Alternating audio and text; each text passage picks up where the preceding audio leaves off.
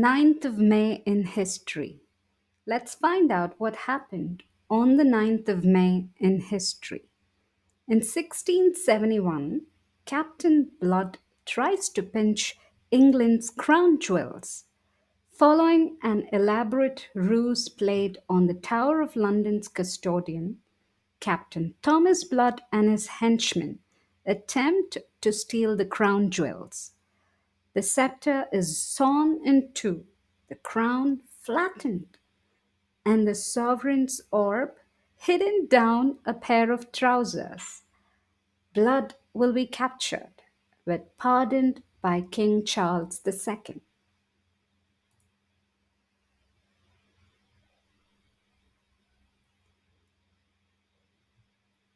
And in 1914, President Wilson makes Mother's Day a federal holiday.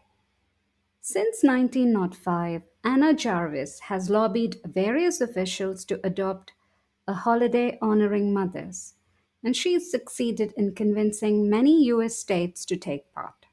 Today, President Woodrow Wilson proclaims the second Sunday in May to be Mother's Day and a US federal holiday. And in 1950, Dianetics self-help book is published. L. Ron Hubbard publishes Dianetics, the modern science of mental health, a system of self-help psychology. Though the American Psychological Association and other organizations will criticize Hubbard's work, his book will go on to sell millions of copies and become the basis for Scientology.